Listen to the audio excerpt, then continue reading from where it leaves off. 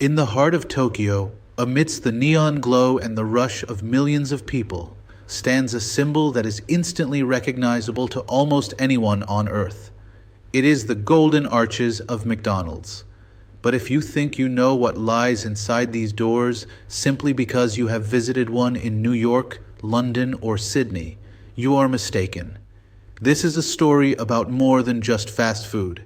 It is a story about globalization, adaptation, and culture.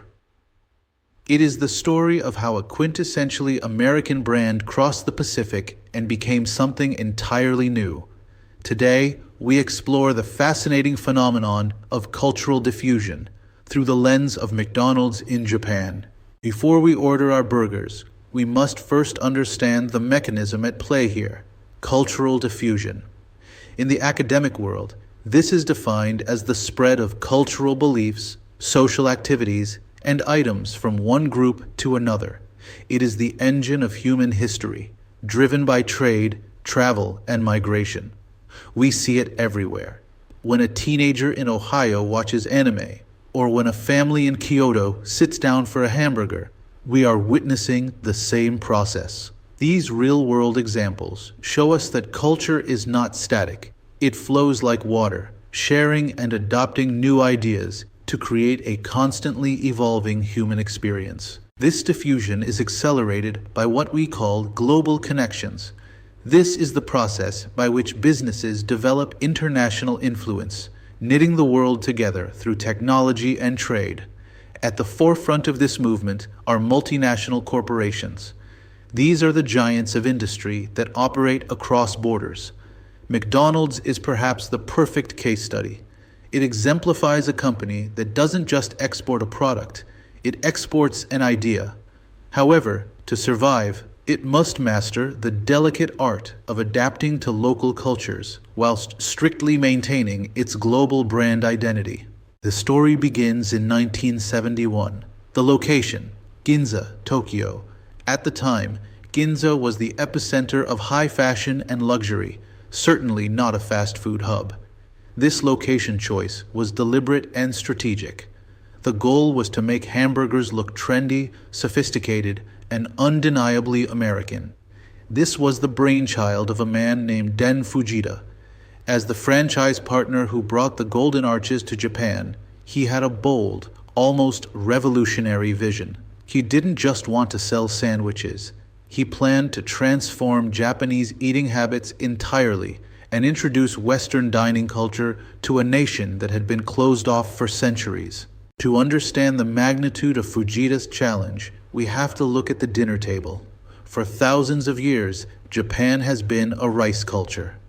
The diet was strictly based on rice, fish, and seasonal vegetables.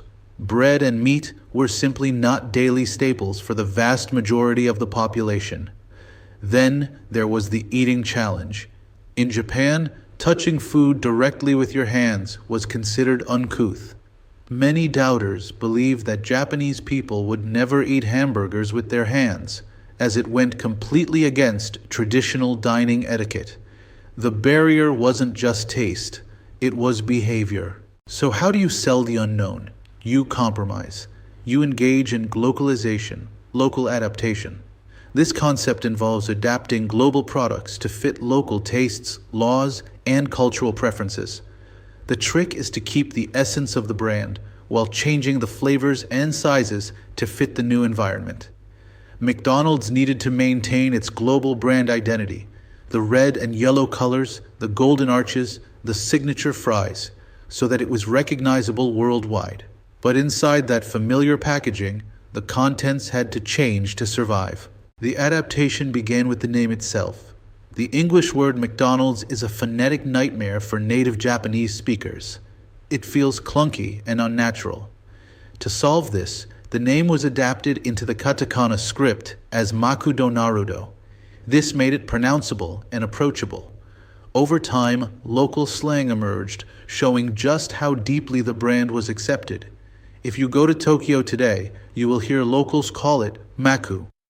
But take a bullet train to Osaka, and they will insist on calling it Makudo. These regional nicknames are proof of cultural ownership. It was no longer an American import, it was theirs. Once the name was settled, the menu had to evolve. The most famous example of this is the teriyaki burger innovation. This wasn't just a burger with sauce, it was a bridge between cultures. It featured a pork patty, a meat familiar to Japanese cooking, slathered in sweet soy sauce and mayonnaise. It was created specifically for Japanese taste buds and became such a massive success that it remains a permanent fixture on the menu. This signaled an understanding of local flavors. It showed McDonald's commitment to respecting and incorporating traditional Japanese seasonings into their global model. Japan is an island nation. It consumes significantly more seafood per person than the United States. Recognizing this seafood culture adaptation was crucial. While the fillet of fish existed elsewhere, Japan needed something more textured and authentic. Enter the ebi fileo, or shrimp burger. Unlike a minced fish square, this patty was filled with whole shrimp, encased in a crispy breading. It honored Japanese seafood traditions and preferences, offering a texture and flavor profile that resonated with a population raised on tempura and sushi. If you order a large drink in Tokyo, you might be surprised. It will look significantly smaller than what you might expect in Chicago or Texas. In fact, Japanese drink sizes are approximately 30% smaller in volume than their American equivalents. This isn't just about cost. It reflects the cultural value of moderation. Japanese society places a high emphasis on mindful eating and, crucially, reducing food waste. A massive, bottomless cup of soda doesn't represent value in this culture. It represents excess. The portion sizes had to shrink to fit the cultural appetite. We mentioned earlier that eating with hands was taboo, but there was a bigger social rule being broken. In traditional Japan, dining was seated. It was considered rude to eat whilst walking or standing. Meals were formal occasions showing respect to the food and the company.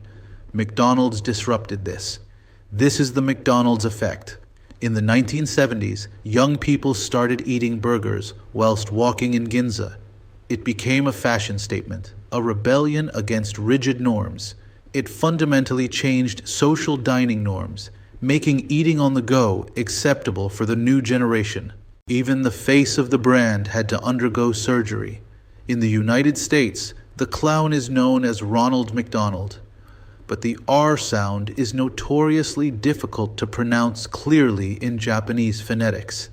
Leaving the name as Ronald would have created a barrier between the mascot and the children he was trying to entertain.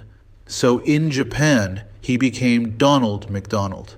It was a small phonetic shift, adapting the name to Donald, to ensure he was accessible and easy to say for the local population. Walk into a McDonald's in Japan, and the atmosphere feels different. It is quieter, cleaner, and the service is incredibly precise. This is omotenashi, high-level hospitality. Japanese culture values exceptional service, and McDonald's staff are trained to be extremely polite, utilizing formal bowing and distinct greetings for every customer. There is even a famous item listed on the menu that costs nothing. The smile, 0 yen philosophy. This phrase is printed on menus to show that warm, genuine service is complimentary, reflecting the deep cultural values of respect and kindness in service. Japan has a deep appreciation for the changing of the seasons, and the menu changes with the weather. In spring, during the sakura season, you will find cherry blossom flavored drinks celebrating the pink blooms. In autumn, the menu features the tsukimi burger, or moon viewing burger. It features a fried egg, representing the moon, honoring the traditional harvest moon celebration. And in the bitter cold of winter, they introduce the Grakoro burger. This is a gratin croquette burger, offering warmth and comfort with a creamy filling during the cold winter months. McDonald's also solved a geographic problem, the space challenge. In Japanese cities, homes can be small, and public libraries often close early. This created a massive need for affordable study spaces. McDonald's evolved into a third place. Not work, not home, but somewhere in between. With cheap coffee and free seating, it transformed into a social hub and study hall for middle and high school students after school. It became an extension of the living room for a generation of urban youth. By the 2000s, McDonald's took on a new role, the economic deflation symbol. Japan entered a long period of economic stagnation. In response, McDonald's slashed prices, launching the 65 yen burger revolution. This price point was shockingly low. It made eating out affordable for absolutely everyone, but it also fundamentally changed the restaurant industry and consumer expectations. For better or worse, McDonald's became the barometer for the Japanese economy during these difficult years. However, this success came with a cost. Health concerns began rising. Critics pointed to rising obesity and cholesterol levels in Japan, linking them directly to the popularity of Western fast food. There was also a deeper cultural anxiety, the fear of losing washoku. Washoku is the traditional Japanese food culture, renowned for its balance and health benefits. Many worried about the erosion of these traditions and the rapid westernization of dietary habits among the youth. Culture is a dialogue, not a monologue. Japanese businesses didn't just roll over, they innovated. Local competition emerged in the form of chains like Moss Burger. They responded to the burger invasion with the Moss Burger innovation, using rice buns instead of bread. This showed how local culture fights back by innovating. McDonald's success inspired Japanese chains to create their own versions, blending Western fast food concepts with strictly traditional Japanese ingredients. So what are we looking at? We start with American food, idea A, hamburgers and fries brought over in 1971. We apply Japanese adaptation, idea B, teriyaki sauce, shrimp patties, and omotenashi service. The result is hybrid culture, idea C. This is distinct from assimilation, where one culture is erased by another. Instead, a new, hybrid culture is created. It is neither fully American nor fully traditional Japanese. It is something unique to the modern world. As we conclude our journey, we realize that this is not the same McDonald's. The McDonald's in Japan is fundamentally different from the USA version. It stands as a perfect example of how cultures borrow, blend, and reshape ideas. This teaches us that geography is beyond maps. Geography isn't just about borders and mountains. It's about how people interact, adapt, and create new cultural identities together. In the end, the story of McDonald's in Japan is the story of us, how we connect, how we change, and how we eat.